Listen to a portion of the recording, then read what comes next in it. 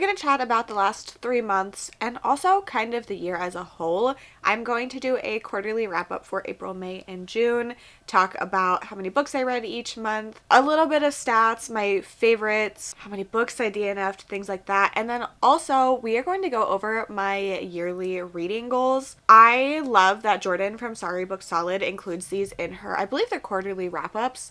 And I just really like seeing how people are doing with their progress on things they wanted to do for the year. So I'm going to do it now and then probably in my next quarterly wrap up as well. This is going to be a little more chatty. It is starting to storm, so sorry if you can hear that. Sorry if you can hear a little noise from my air conditioner. It's hot. So let's start with the quarterly stuff. In April, I read 12 books. Apparently it took me an average of 7 days to complete them. And then here is my genre breakdown. Mostly thriller, mystery, horror, and then some romance. What did I read that was crime?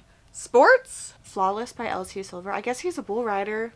Okay, wouldn't have counted that, but you know. So in April, I had a total of 0 5-star reads. My favorite book of April was The Unraveling by Vicky Land. I should look into how to say that. But yeah, 4.5 stars for this. So I didn't have any favorites of the year in April. May was the same quantity. I also read 12 books, but it was a little bit better in quality. Here is my genre breakdown. So mostly thriller, horror, and romance. And I had 3 5-stars. So the first one was Guillotine by Delilah S. Dawson. This one was so fun. There's rich people drama, there's slashing, there's gore, there's social commentary. I love this one. I think it is going to be at the top of my favorites of the year. I had so much fun with it. Very, very different from Bloom, which I also really enjoyed. But yeah, truly love this book. This is following a college student who is trying to get ahead on her career, finds this rich guy to date that happens to be the son of somebody that's really prominent in her field, gets herself to go on a family vacation to their private island, and things go very, very wrong for the family. My next 5-star read was The Final Scene by Steph Nelson. This is following these characters who have been kidnapped and are forced to play out the scene of somebody's life, and we have gotten to the final scene. This is one that I really loved and was kind of expecting to, so I'm glad it ended up being a favorite. I'm not sure if it's going to end up in my top favorites of the year. Well, considering I only have like 8 or 9 5-stars so far, maybe, but I did really enjoy this one. And then my final 5-star in May was Silver Elite by Danny Francis. This just made me feel the feelings I felt when I was in high school and reading The Hunger Games and Divergent. I still like The Hunger Games more, but I had a really fun time with this one. It's a dystopian romance. I really liked the kinds of magic in here. There was psychic ability, communicating through minds, some stuff that I think is really cool, so I had a very fun time with this. You want to sit with me? And then in June, I read 19 books. April and May are lower reading months for me. April because I'm prepping for Escape the Readathon, May because I'm running Escape the Readathon, and then June I'm like, I'm free, I can read. So I read 19 books. Here is my genre breakdown. Once again, thriller at the top, followed by horror, and then romance, I believe. Yeah, I've been reading a lot more romance this year than in previous years. So the first 5-star I had of the month is First Time Caller by B.K. Borison. I love this. I love it so much. I'm obsessed with it. This is going to be one of my favorite books of the year. So maybe I need to read more pink books because both this one and Guillotine, very pink. Also, let's move this so you can see Winston over there. This is the new spot. Oh! For First Time Caller. I'm sorry to disturb you. Anyway, that above Winston, since I can't be over there, is the new spot for First Time Caller. It sits facing out on my shelves. I love it. I'm obsessed with it. I really need to get a copy of Guillotine so I can have that and display that as well. I just love everything about this book. We're following these 2 characters, obviously. One owns a like love focused radio show, and then the other one, her daughter calls in. I was like, my mom needs to date. She's lonely. And then she ends up talking to him, she being the mom. She goes viral, and then she is brought on the show to have like a dating show on the radio. I love, oh, sorry to disturb you. I love everything about this. I'm so obsessed with it. This is one of my all-time favorite romance books. It's so good. I'm actually obsessed. So let's put this, can I get near you? I'm just putting my book away. Okay. So I'll put that back in the spot that it belongs in. After that, where are my books? My next 5-star was Bat Eater by Kylie Lee Baker. This is called Bat Eater and Other Names for Corazang in the US. This was the UK Evernight Special Edition, so it's just called Bat Eater. This one was one that I wasn't planning on giving 5 stars. Well, that sounds weird. At the beginning, I didn't think it was going to end up being 5 stars, but I ended up loving it by the end. I really like the discussion in here. We're following our main character, Cora, who is a crime scene cleaner, and her sister was murdered in a very clearly racist attack during COVID. I like the way that culture was woven into that. I really liked a lot of the exploration, and it was very subtle but really good. And then my last 5-star of the quarter of June was Know My Name by Chanel Miller. This is nonfiction. It is a memoir written by Chanel Miller. She is the woman who was the victim of the Brock Turner case that happened in 2013 to 2015. I can't remember the exact date.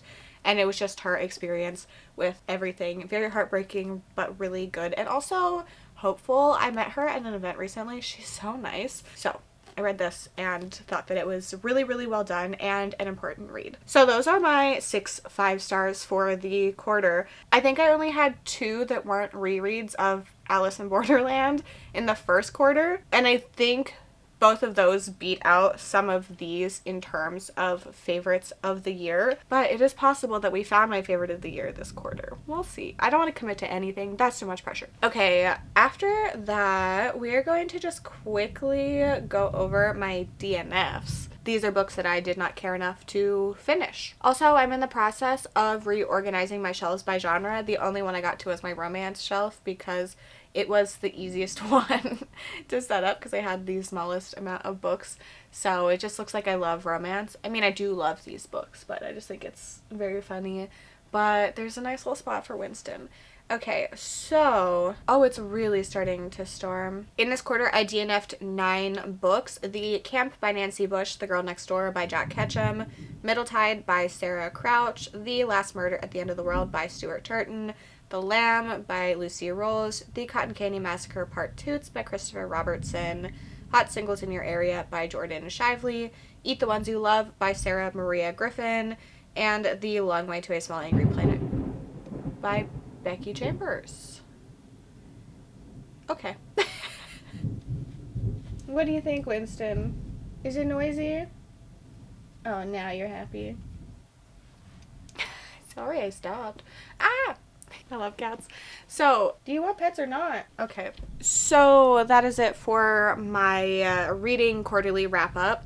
I am just going to quickly go through my channel and highlight some of my favorite videos. So I did 2 episodes of Spin the TBR where I use a spinner wheel with every book on my physical TBR, read them. I read the horror category for the 2024 Goodreads Choice Awards. I read the rest of the books for the Literally Dead Book Club that I had not read yet. I got personal recs by booktubers based on tropes that I like. 48-hour reading vlogs, reading the highest and lowest books on my shelves. I did an episode of Reading Taste Match with Kirsten from Reading Nymph where we swapped 3 books, 2 we love, 1 we didn't, and see how much our tastes line up. So some very fun things in April, May, and June. Also with readathons, April took a break. May I was hosting Escape the Readathon. In June I was co-hosting the amazing readathon hosted by Bree from For Pause in a Book. So very busy but lots of fun. Now we're going to go over my goals for the year. So I did put out a video if you want to see all of them, I guess in more detail,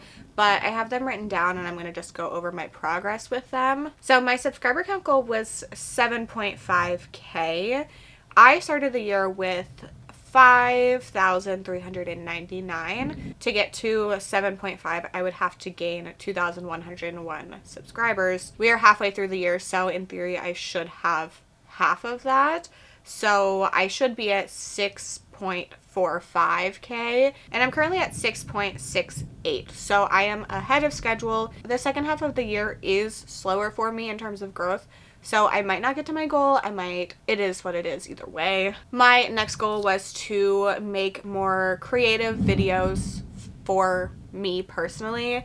Last year I did a lot of let's read 3 books with isolation or 3 books with reality TV, which I think are good videos, but I started my channel because I was coming up with like challenges and just like different ways to pick my TBR, things like that, and I really have been doing that this year. I really love doing the Spin the TBR series. I like having more random ways, having booktubers pick my books, reading books because of the Goodreads list, things like that, so I feel like I have been doing that and I'm really happy with my progress with that. Next up was to continue to do community things, which I have. I co-hosted Realmathon in March and the Amazing Readathon in June. For the second half of the year, I am co-hosting readathon hosted by Deja from Deja's Book World and Noelle from Noelle 7 Pages. Super excited to be back at that for another year. There's something coming up in September that I'm participating in. And then book clubs. I haven't done too many this year, but in April, I was a co-host for the Literally Dead book club hosted by Kayla from Books and Lala, which is...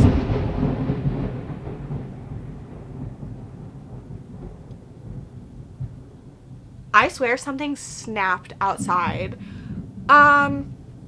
Anyway, that book club was a lot of fun, and I have another really exciting book club that I am co-hosting later this year as well that hasn't been announced yet. The world is angry that I'm filming. Wouldn't it be funny if you couldn't hear any of this and I'm just over here reacting to nothing? Next up, my goal is to read 100 books. I have read 88 so far, so we're good on that. I wanted to read more books with my eyeballs instead of exclusively doing audiobooks. I feel like I have done this. I've been reading a lot on my Kindle before I go to bed, and I have been doing more of switching between the ebook, physical book, and the audio, which I wasn't really doing last year as well. So I'm still reading a lot with the audiobook, but I have been sitting down and reading on my Kindle or the physical book more as well. I wanted to primarily read horror and thriller, but prioritize romantasy, romance, and sci-fi, which I feel like I'm doing.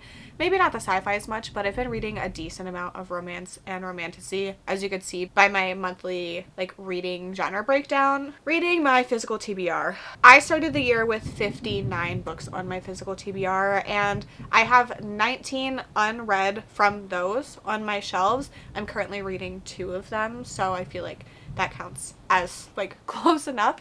So I have gotten 40 off my shelves. My priority with this is I don't want to have books on my TBR for longer than the previous calendar year. So anything from 2024 that I don't read in 2025, in theory, I need to get rid of because I didn't prioritize it for an entire year. So I think I'm doing a good job with that, and I'm happy with that progress.